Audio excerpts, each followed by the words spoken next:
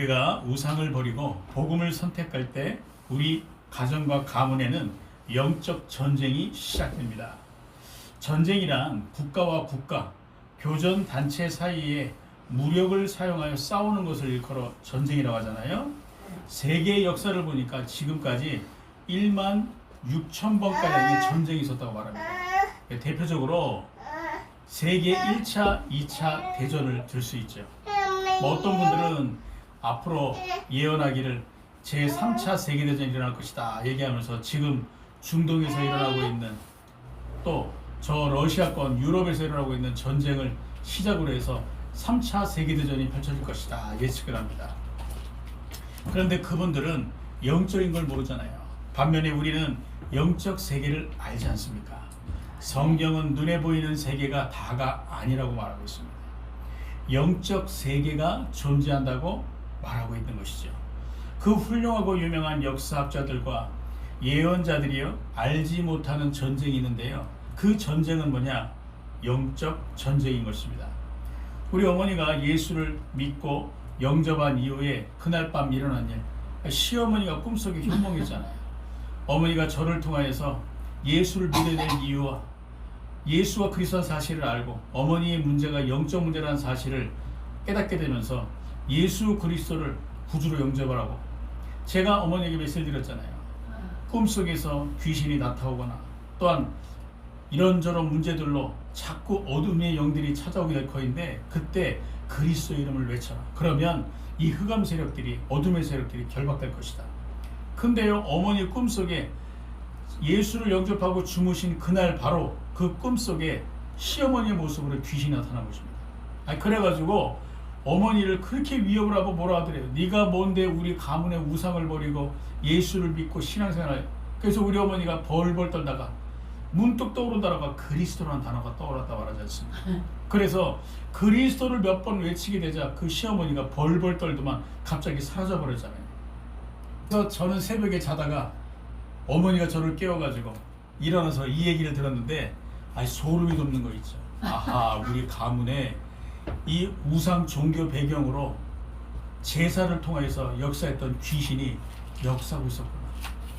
우리 어머니가 예수를 그리스도로 구주를 영접한 그 구원의 역사를 알고 우리 어머니를 겁박을 했구나. 이것이 바로 영적 전쟁이라는 것이구나. 우리 가문에 드디어 영적 전쟁이 시작됐구나. 저는 보았거든요. 이후에 우리 어머니가 교회에 출석을 하려고 하는데요. 우리 큰형수와의 갈등이 있었잖아요. 우리 큰형수님은 참고로 천주교인이시거든요. 그러니까 우리 큰형수님은 어머니를 모시고 있다 보니까 당연히 우리 어머니가 때가 되면 내가 다니고 있는 천주교회로 가시는 게 당연한 거 아니겠냐 생각을 하고 있었는데 난데없이 뜬금없이 저를 통해서 복음을 받고 교회를 출석한다 하니까요. 집안에 전쟁이 일어난 거예요. 우리 큰형수가 어머니를 핍박하고 우리 어머니는 어떻게 해야 되냐. 내가 여기서 살려면은 큰형수 말도 또 들어야 되고 내가 또 예수를 믿고 난 다음에 영적 세계를 알고 나니까 내가 이제는 신앙생활도 해야 되겠는데 교회도 다녀야 돼. 도대체 양자택일해야 되는데 어떻게 할지 모르겠다. 그때 우리 큰형수의 핍박이 어마어마하지 않았습니까? 그렇죠? 이게 바로 영적 전쟁이라는 것이에요. 가정과 가문의 한 개인이 구원을 받고 이제 그리스도의 영적 군사로 세워지기까지 영적 전쟁이 시작되게 되어 있는 것입니다. 하나님이 천지를 창조하시기 전부터 영적 전쟁은 시작됐잖아요. 흑암, 공허, 혼돈. 창세기 1장 2절은 말하고 있습니다. 이것이 무엇이죠? 요한계시록 12장 1절에서 9절에 나와 있듯이 사탄 마귀의 세력들과 주의 천군 천사들이 싸워가지고요. 결국에는 이 사탄 마귀 세력들이 패배하고 이 공중에서 쫓겨난 지상에 있는 상태를 일컬어 흑암, 공허, 혼돈이라고 말합니다. 천지가 창조되기 이전부터 이 흑암의 세력들은요 세상에 존재했다 이거예요. 그리고 주님 재림에 오실 때까지 계속 활동을 합니다. 그래서 구원받은 우리는요 이 흑암 세력들과 영적 전쟁을 불가불 피할 수 없는 전쟁이 시작되었고 시작할 수밖에 없는 것이죠. 불신자들이 흔히 말하지 않습니까? 가정과 가문의 종교는 함부로 바꾸면 안 된다. 왜죠? 잘못하면 가정에 재앙이 오니까. 그렇죠? 가정과 가문에 귀신이 역사하고 있잖아요. 그런데 종교를 내 마음대로 바꾸게 되면 이 가정과 가문을 사로잡고 역사했던 귀신이요 그 가정과 가문을 치는 것입니다. 감히 네가 내 말을 듣지 않고 함부로 종교를 바꿔 막 치는 거예요. 이게 바로 영적 사실이지 않습니까? 제가 복음을 깨닫고 영적 세계를 알게 되고 영적 문제를 알게 되면서요, 가정과 가문이 보여지고 이 영적 문제 속에 있는 가정과 가문이 보여지다 보니까 종교를 함부로 바꾸게 될 땐 가정과 가문에 재앙이 일어난다는 옛말이 이런 뜻이었구나 깨닫게 됩니다. 그러나 복음은 영적인 문제를 막을 수 있고, 할렐루야, 가정과 가문 대대로 역사했던 귀신의 세력들을 단번에 결박시키고 쫓아낼 수 있는 것입니다. 어마어마한 게 복음인 것이죠. 그래서 예수님은요, 항상 깨어있으라고 말씀하지 않습니까? 군사가 깨어있어야지. 아니 이렇게 보초를 쓰면서 졸고 있으면 어떻게 됩니까? 그렇죠? 그러면 적이 넘어와도 모르는 거예요. 그래서 항상 깨어있어라. 우리가 영적 전쟁을 할 군사이기 때문에 바울은 말합니다. 그리스도 예수의 좋은 군사가 되라고 말하지 않습니까? 교회는 지역의 영적 사령관 역할을 하는 것이고요, 우리는 영적인 군사인 것입니다. 지역의 영적 사령관의 역할을 하는 것이 교회인데, 교회가 전투를 지휘하듯이 교회는요 영적 사령관의 역할을 하는 것입니다. 오늘 성경 본문에 보면 여호수아가 영적 사령관이잖아요, 그렇죠? 이처럼 교회가 하나 돼가지고 지역의 역사는 어둠의 세력들과 영적 전쟁을 펼칠 수 있도록 선두 지휘하는 것이 바로 교회의 영적 사령관의 사명인 것이죠. 그리고 우리는 영적인 군사로 지역의 흑암 세력들과 싸우는 것입니다. 우리 가정에서, 우리 업에서, 학업을 통하여서, 우리가 있는 곳곳에서요, 말씀과 기도를 통해서 영적 싸움을 하는 것이죠. 영적 전쟁은 성령과 악령과의 전쟁인 것입니다. 영적 전쟁은 주의 천사들과 타락한 천사들과의 전쟁이 영적 전쟁인 것입니다. 성경 본문에 보니까 기브온 족속이 우상을 버리고 이스라엘에게 굴복하여 복음을 선택했는데요, 곧바로 영적 전쟁이 시작되지 않습니까? 성경 본문 8절에 기록된 그때에라는 단어는요, 기브온 족속과 가나안 연합군의 전쟁이 일어난 그때를 두고 말한 것입니다. 기브온 족속이 이스라엘과 화친했다는 이유로요, 아도니 베색이라는 왕이 일어나가지고 그 주변에 있는 국가들을 동요시켜서 우리가 저 기브온을 치자, 전쟁이 시작될 것입니다. 예를 들어서 우크라이나가 친러가 아닌 친미 선택을 하게 되니까요, 곧바로 러시아가 우크라이나를 공격하는 거 보세요. 이처럼 이 기브온 족속이요, 이스라엘을 통하여서 친이스라엘 정책을 펼치게 되니까요, 친가나안으로 있었던 과거의 정책을 버리고 감히 어디서 이런 정책을 펼치냐고요. 가나안 연합군들이 확 일어나서 전쟁을 펼치는 이것을 일컬어 그때에라고 말하고 있는 것입니다. 우리가 우상을 버리고 복음을 선택할 때 우리 가정과 가문에는요 영적 전쟁이 시작되게 되어 있는 것입니다. 그러나 전혀 두려워할 필요가 없는 것입니다. 왜냐하면 하나님이 우리 편이시잖아요. 하나님이 우리와 함께 하심으로 한 사람도 우리를 당할 자 없게 하실 것이기 때문에 전혀 두려워할 것이 없다는 것입니다. 우리 어머니가 제게 종종 하시는 말씀이 있습니다. 우리 가문이 예수를 믿게 된 것만큼 잘한 것이 없는 것 같다.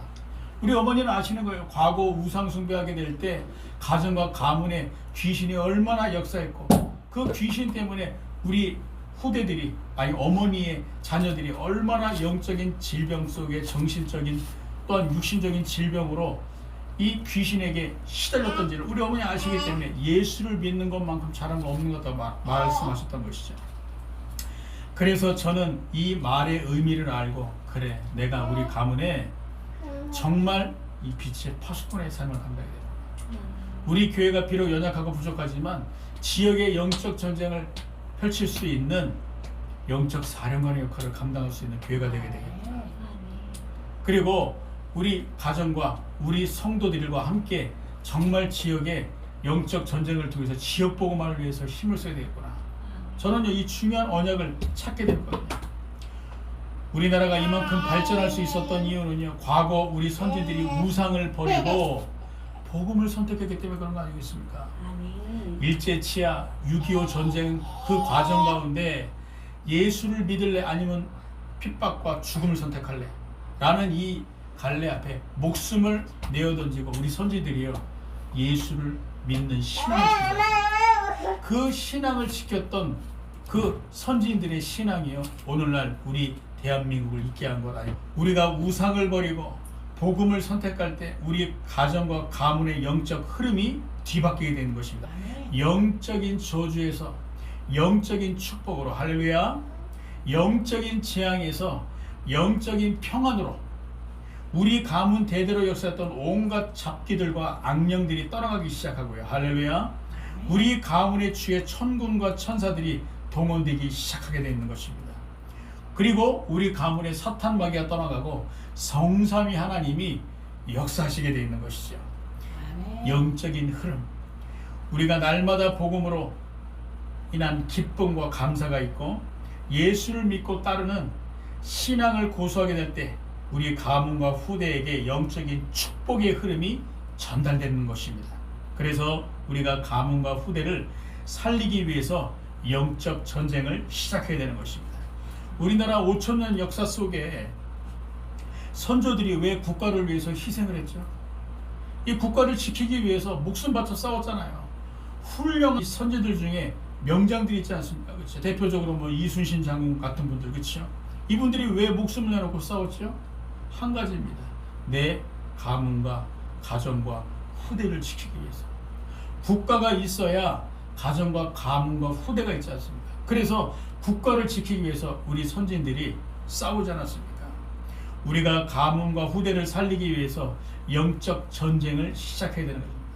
우리가 영적 전쟁을 시작해야 우리 가문과 후대와 가정과 국가가 편안하게 든든하게 서가는 거 아니에요. 성경 본문에 보니까요, 하나님이 가나안 연합군과 전쟁을 펼칠 여호수아에게 약속의 말씀을 주시는 것입니다. 여호와께서 여호수아에게 이르시되 그들을 두려워하지 말라. 내가 그들을 내 손에 넘겨 주었으니 그들 중에서 한 사람도 너를 당할 자 없으리라 하신지라. 우리가 영적 전쟁을 펼치게 될 때요, 하나님의 약속의 말씀을 붙잡고 시작하면 돼요. 하나님이 기브온 족속이 가나안 연합군의 전쟁을 통하여서 침략을 받게 되자 바로 SOS로 여호수아에게 편지를 보내지 않습니까? 우리를 빨리 도우라고. 이것은 무엇이죠? 영적 전쟁이 시작된 그때에 바로 하나님은 여호수아에게 말씀을 주시지 않습니까? 그죠? 두려워하지 말라. 내가 그들을 내 손에 넘겨주었다. 한 사람도 너를 당할 자 없게 하겠다. 이것은 무엇이죠? 영적 전쟁을 싸우기 이전에, 영적 전쟁을 펼치기 전에 하나님의 약속의 말씀을 기억하고 붙잡으라는 거 아니겠습니까? 성경은 하나님의 말씀이죠. 이 말씀을 믿을 때 하나님은 역사하시는 것입니다. 우리가 영적 전쟁을 시작할 때 성경 본문의 말씀을 붙잡고 믿는다면 우리는 영적 전쟁에서 백전백승할 수 있는 것입니다. 그래서 이 약속의 말씀을 붙잡고 우리 가정과 가문과 지역 살릴 영적 전쟁을 시작하라. 그러면 살아계신 하나님의 역사를 체험케 될 것이라는 것입니다. 우리 가정과 가문에 늘 그림자와 같이 따라다녔던 우환과 질고가 사라지기 시작하고요, 가문의 영적 대물림이 끊어지고 하나님의 응답과 축복이 우리 가정과 가문과 후대에게 나타나기 시작하는 것이 바로 살아계신 하나님의 역사이지 않습니까? 이 살아계신 하나님의 역사를 체험케 될 것이라는 것입니다.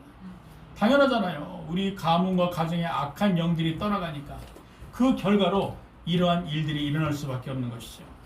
예수께서는 말씀하셨습니다. 강도의 비유로 말씀했잖아요. 너희가 집에 세간을 늑탈하기 위해서는 집 안에 있는 강한 자를 결박하지 않고서는 어찌 그 집에 세간을 늑탈할 수 있겠냐.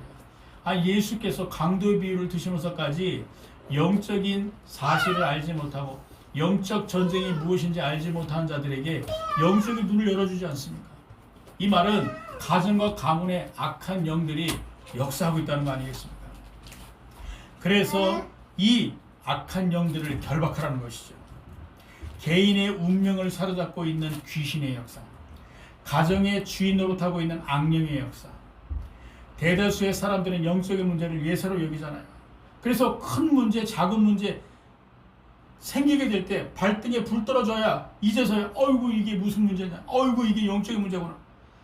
이 문제 터졌을 때 제대로 교회를 찾아가고 복음을 전하는 전도자를 만나면 되는데, 지금 대다수의 매스컴에서는요 무속인 찾아갈 수밖에 없게끔 만들어버리지 않습니까? 그러니까 영적 문제 생기면요 무속인 찾아가는 거예요. 당장의 문제는 해결되는 것처럼 보이지만 나중에 더 큰 문제가 찾아올 수밖에 없는 것이죠. 그렇죠? 대다수의 사람들은요 영적인 문제를 예사로 여기다가 큰 문제, 사건 만나게 될 때 결국에는요 헤맬 수밖에 없고 이 방황할 수밖에 없는 것이죠. 우리 후대들에게 반드시 영적 문제를 전달해야 되고요. 우리 개개인들이 복음의 언약을 굳게 붙잡고 우리 가정과 가문의 영적인 문제를 막아야 되는 것입니다. 살아계신 하나님의 역사.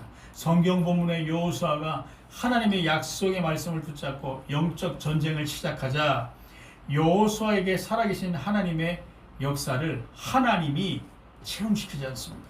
그 첫 번째 체험이 영적인 주도권인 것입니다.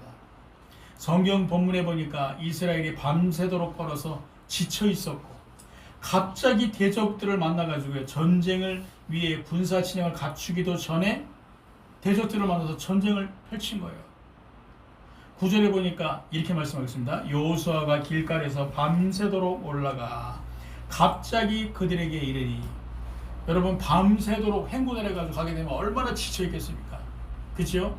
지칠 대로 지쳐 있는 여호수아와 이스라엘 군대들. 그런데 엎친 데 덮친 격으로 갑자기 이 대적들이 그들을 덮치는 것입니다. 이것은 무엇이죠? 매복해 있었던 것이에요. 매복이라는 군사 용어로 적을 기습하기 위해서 숨어 있는 것입니다. 은폐하고 있는. 그래서 갑자기 나타나 가지고요 그 적을 섬멸해 버리는 것이 바로 매복이라고 하는 것이거든요. 그때 10절에 보니까 여호와께서 그들을 이스라엘 앞에서 패하게 하심으로 여호수아가 그들을 기브온에서 크게 사륙하고 벳호른이라는 지역에 올라가는 비탈에서 추격하여 아세가와 막게다까지 이르니라. 전쟁은 하나님께 속한 것입니다. 전쟁은요 군사 진영도 중요하고 전략도 중요하지만 가장 중요한 게 뭔지 아십니까? 하나님이 함께 하셔야 전쟁에서 승리하게 됩니다. 매복해 있는 가나안 연합군을 갑자기 만나는데요 이스라엘이 얼마나 당황했겠습니까? 그렇죠? 그 이스라엘 백성은 지쳐 있어요. 그런데 결과는 어떻게 됐다고요? 여호와께서 이스라엘에게 승리를 주셨다는 거죠. 패하게 하신 거예요. 그 가나안 연합군들을 막 쫓아가고 있다는 내용이 바로 이 10절의 내용이지 않습니까? 그래서 영적인 주도권이 이렇게 중요한 것입니다. 하나님의 약속의 말씀을 붙잡고 우리가 지역의 영적 군사로서 서야 되겠구나 이 언약을 붙잡게 되면요 결국에는 어떻게 되냐? 하나님이 영적인 주도권을 우리에게 주신다는 것입니다. 싸움 잘하는 사람은요 제일 먼저 기선제압을 합니다. 그래서 옛말에 목소리 큰 사람이 이긴다라고 말하지 않습니까? 그렇죠? 그러다 보니까 이 기선제압이 얼마나 중요하지. 싸움 잘하는 사람들은요 딱 상대를 제압시키지 않습니까? 살아계신 하나님의 역사 얼마나 중요하지만 하나님의 약속의 말씀을 붙잡고 영적 전쟁을 시작하는 것과 아니면 내가 그냥 영적 전쟁을 시작하는 이거는요 천지 차이입니다. 우리가 하나님의 말씀을 붙잡고 기도하게 될 때 우리에게 영적 전쟁에서 승리할 영적인 주도권이 주어지는 것입니다. 이스라엘에게 영적 주도권이 있었기 때문에 전쟁에서 승리할 수 있었던 것처럼 히브리서 4장 12절에 보니까 하나님의 말씀은 살아있다고 말하죠. 좌우의 날선 검과 같다고 말합니다. 우리의 혼과 영과 관절과 골수를 찔러 쪼개까지 한다고 말하지 않습니까? 그래서 우리가 영적 전쟁을 펼치게 될 때 하나님의 약속의 말씀을 붙잡고 영적 전쟁에 임하게 될 때요 우리에게 영적 주도권이 딱 주어지게 되는 거예요. 그러면 승리가 기다리게 되는 것입니다. 그래서 우리가 말씀을 붙잡고 하나님과 함께 영적 전쟁을 시작하라. 여호수아가 이것을 체험한 것이죠. 영적인 주도권. 그 두 번째 체험, 하나님이 대적들에게 하늘에서 우박을 내리시는 것을 체험한 것입니다. 여러분 자연재해가 무섭죠? 이번에도 보니까 국지성 소나기가 내리더라고요. 이것을 일컬어서 매스컴에서는 도깨비 소나기라고 말하더라고요. 갑자기 여기저기서 소나기가 내린다 그래요. 그렇죠? 그리고 뭐 제주도를 비롯해 가지고 전 세계적으로 지금 비가 뭐 많이 내려가지고 난리가 아닙니다. 개미로 인해서 대만, 중국은요 피해가 어마어마해요. 서 있지도 못해요. 막 버스가 화물차가 막 흔들릴 만큼 그 바람이 얼마나 거센지. 그 개미의 영향으로 지금 우리가 살고 있는 이 대한민국도 간접 영향으로 인해서 이 습도가 어마어마하게 높잖아요. 그렇죠? 자연재해는요 무서운 것입니다. 불신자에게 자연재해는요 재앙입니다. 그러나 신자들에게는요 자연재해가 어떤 것이죠? 살아계신 하나님의 역사를 체험하는 것이니까요. 저는 전 세계적으로 일어나고 있는 자연재해를 보면서 한 가지를 발견했습니다. 그것이 뭔가 하니까 하나님께 대적하는 우상과 종교, 이념, 사상이 가득한 국가와 지역에 자연재해가 빈번히 발생하는구나 라는 것을 발견했다니까요. 여러분 대표적으로 일본을 보세요. 일본은 800만 우상국가잖아요. 그렇죠? 제주도에는 뭐 1만 2천 우상이 있다 그랬나요? 근데 일본에는요 800만 우상이라는 눈에 보이는 모든 형상들을 각 지역에서 전부 우상화 시켜버린 거예요. 그러니 영적인 문제가 어마어마하지 않습니까? 여러분이 일본을 지켜보세요. 지진, 쓰나미, 홍수, 온갖 문제가요 계속 들이닥치잖아요. 그죠? 이것이 바로 하나님을 대적하는 우상, 이념, 사상, 종교의 무서운 것입니다. 일본의 인구가 1억 명이 넘는데 기독교인이 1%도 안 된다는 거예요. 이거 어마어마한 영적 문제가 올 수밖에 없는 것이죠. 불신자에게 있어서 자연재해는요 재앙인 것입니다. 그래서 불신자들은요 있는 돈 없는 돈 전부 쓸어 모아가지고 보험 들어놓는 거예요. 내가 죽을까봐, 내가 죽고 난 이후에 내 가정 이렇게 잘 유지되기 위해서 보험 들지 않습니까? 그렇죠? 그러나 구원받은 우리들은요 보험 들 필요가 없어요. 왜죠? 하나님이 우리와 함께 하시고 하나님이 우리와 함께 하실 뿐만 아니라 우리에게 역사하시지 않습니까? 자연재해가 신자인 우리에게는요 살아계신 하나님의 역사를 보는 것 아니겠습니까? 11절에 보니까 그들이 이스라엘 앞에서 도망하여 베토른의 비탈에서 내려갈 때 여호와께서 하늘에서 큰 우박덩이를 아세가에 이르기까지 내리시매라고 말했습니다. 자연재해가 영적 전쟁이 펼쳐지는 곳에 임하게 되면 하나님이 우방을 막 내리시는 거예요. 그러니까 이스라엘 자손의 칼에 죽은 자보다 우박에 죽은 자가 더 많았더라 라고 말하고 있는 것입니다. 여러분 이스라엘 백성이 이 영적 전쟁에서 치열한 영적 전쟁에서 하나님이 하늘에서 우박 내린 걸 보면서 얼마나 기뻐했습니까? 야 하나님이 이렇게 역사하시는구나. 하나님이 살아계셔서 우리의 전쟁을 도우시고 계시는구나. 얼마나 힘을 얻었겠습니까? 그렇죠? 저는 성경을 보면서 야 그래 맞다. 자연재해가 불신자에게는 재앙이지만 우리에게는 살아계신 하나님의 역사구나. 그래서 이 복음을 불신자에게 전해서 저들이 우리와 같은 축복을 받을 수 있도록 전도와 선교를 해야 되는구나. 성경을 보니까 이걸 하나님이 깨닫게 하시는 거 있죠. 살아계신 하나님의 역사, 예수를 그리스도로 믿는 여러분은 기상이변과 자연재해를 전혀 두려워할 필요 없습니다. 성경에서처럼 지금도 하나님은 살아계셔서 역사하고 계시잖아요. 그리고 우리는요 이 살아계신 하나님의 역사를 자연재해를 보면서 이 말세 때 자연재해를 보면서 오히려 찬양하고 하나님께 경배해야 되겠죠. 그래서 있는 돈 없는 돈 끌어다가 보험 들지 마시고 하나님을 믿으시기 바랍니다. 세 번째 체험은 하나님의 전무후무한 역사인 것입니다. 우리의 인생은 전무후무한 인생입니다. 여러분 전 세계 50억 인구 중에 우리와 비슷하게 생긴 사람이 있지만 우리와 같은 사람은 없다니까요. 이 지문이 유일하다고 말하지 않습니까? 이 지문을 보게 되면 그 사람 전 세계 50억 인구 중에 한 사람 외에는요 없다고 말하지 않습니까? 유일한. 그래서 우리가 중요한 거 보게 될 때 지문을 찍잖아요. 그렇죠? 이처럼 우리의 인생은 전무후무한 인생입니다. 나와 같은 사람이 전에도 없었고 후에도 없을 것이니까요. 그래서 우리의 인생은 전무후무한 인생. 우리의 인생이 전무후무하다면 우리의 인생 여정도 전무후무한 인생 여정이 되는 것이죠. 우리가 받는 응답들이 훗날 성경사와 교회사에 그리고 후대들에게 남겨질 전무후무한 응답으로 남겨지는 아멘. 여러분이 하나님의 말씀 언약을 붙잡고 응답을 받는다면요, 그것이 교회사와 성경사의 응답으로 남겨졌던 것처럼 남겨지게 되는, 누구에게요? 우리 후대들에게. 그죠? 그래서 우리가 말씀을 언약으로 붙잡고 주 앞에 서는 것이 중요하고, 기도를 통해서 하나님의 역사를 일으키는 것이 얼마나 중요한지 모릅니다. 우리의 인생은 전무후무한 인생, 할렐루야. 우리의 인생 여정은 전무후무한 인생 여정이죠. 성경 본문의 여호수아가 이 전무후무한 응답을 받지 않습니까? 12절에 보니까 여호와께서 아모리 사람을 이스라엘 자손에게 넘겨주시던 날에 여호수아가 여호와께 아뢰어 이스라엘 목전에서 이르되, 태양아 너는 기브온 위에 머무르라. 달아 너도 아얄론 골짜기에서 그리할지어다 하매. 여러분, 밤이 되게 되면 전쟁의 새로운 국면을 맞이하게 됩니다. 가나안 연합군은요, 그 지역을 너무너무 잘 알거든요. 그래서 밤이 되게 되면요, 오히려 전세가 역전이 될 수 있어요.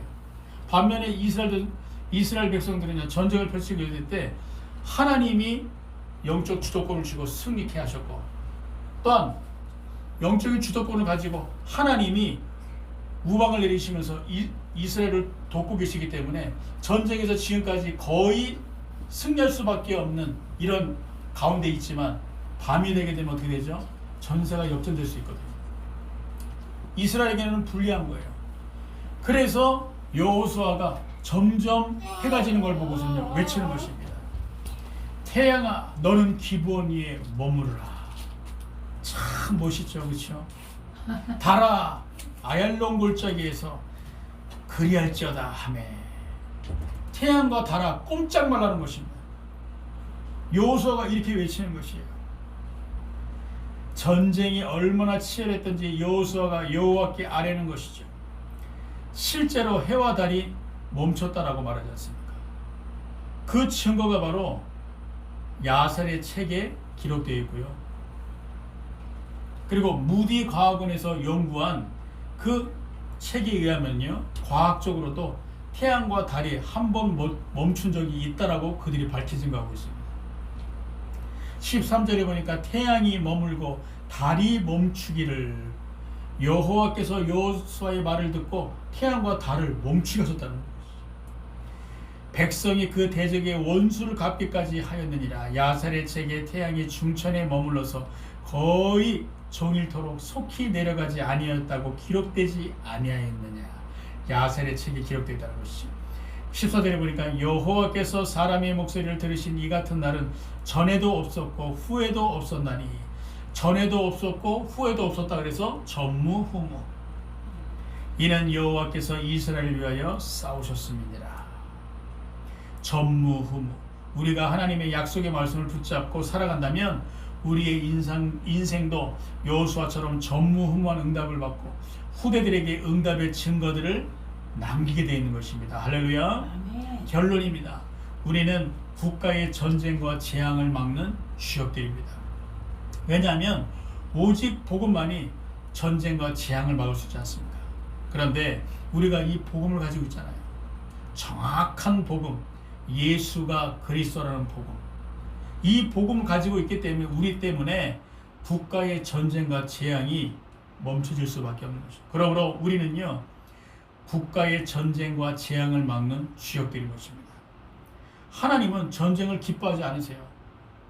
오늘 여호수아 10장에 보게 되면 하나님이 가나안을 정복하라고 말씀하셔서 전쟁을 알리지 않습니까? 그렇죠? 그리고 전쟁하는 가운데 인간을 사랑하시고 인간이 행복하길 원하시는 하나님이 그 가나안 족속을 우박으로 치시고 이스라엘 백성에게 그들을 사륙하라고 허락하시는 거 보세요. 하나님이 왜 전쟁을 싫어하시는데 전쟁을 허락하셨을까요? 이해하기 힘들잖아요. 그렇죠? 근데 그것은 이유가 있는 것입니다. 가나안 땅은 그리스도 오실 땅이잖아요. 그렇죠? 그런데 이 땅에 복음이 없고 우상이 장악된 땅이 되어버렸기 때문에 가나안 땅을 정복하는, 아브라함이 가나안 땅에, 그리고 그 후대들이 가나안 땅에서, 요셉이 가나안 땅에서 그 복음을 잘 수호하고 지켰다면 이와 같은 전쟁이 일어날 필요가 없었겠죠. 그렇죠? 그런데 이스라엘 백성이 결국에는 복음을 놓치게 되고 애굽의 종로로 타게 되고 그 오랜 시간을 통해서 복음이 사라져 버리게 되자 가나안 땅에 그리스도 오실 땅에 복음이 사라져 버리고 그래서 하나님은 전쟁을 허락하셔가지고요 복음을 회복시키기 원하셨던 것이죠. 하나님은 인간이 하나님을 만나 하나님과 함께 행복하길 원하십니다. 그런데 가나안 땅이 우상으로 장악되었고 영적인 문제에서 인간이 고통 가운데 있을 수밖에 없기 때문에 당대를 심판할 수밖에 없는 것이죠. 그래서 하나님의 방법이 전쟁과 재앙인 것입니다. 암 환자가 수술을 해가지고요 암덩어리를 절개해야 살아날 거 아니에요. 그렇지요? 그래야 그 사람이 살아나는데 내가 수술한 게 무섭다고 수술하지 않고 가만히 있으면 어떻게 됩니까? 결국은 죽을 수밖에 없는 것이에요. 하나님은 복음만이 전쟁과 재앙을 막을 수 있는 유일한 방법이라는 것을 우리에게 성경 본문을 통해서 다시 한번 깨닫게 하시는 것이고 복음을 가진 우리가 복음을 놓치게 될 때 이런 일들이 일어날 수밖에 없기 때문에 우리에게 복음이 아닌 오직 복음하라고 말씀을 주시는 거 아니겠습니까? 그래서 복음 가진 여러분 한 사람이 가정과 가문과 국가의 전쟁과 재앙을 막는 것입니다. 그리고 우리는요 다시 한번 말씀드린다만 복음이 아닌 오직 복음을 해야 하는 것입니다. 마태복음 17장에 보니까 엘리야도 사라지고 모세도 사라지되 오직 예수만 보이더라. 우리는 세상 문화 따라가는 것이 아닌 우리는 교리 따라가는 것이 아닌 오직 복음만을 따라가야 되는 것입니다. 그리고 우리 후대들에게 오직 복음을 남겨야 되는 것이죠. 이것만이 가문과 국가의 재앙과 전쟁을 막는 법인 것입니다. 기도하겠습니다. 하나님 감사합니다. 하나님의 약속의 말씀을 붙잡고 우리가 한 주간 또 우리의 평생에 살아계신 하나님의 역사를 체험케 하옵소서. 예수 그리스도의 이름으로 기도드리옵나이다.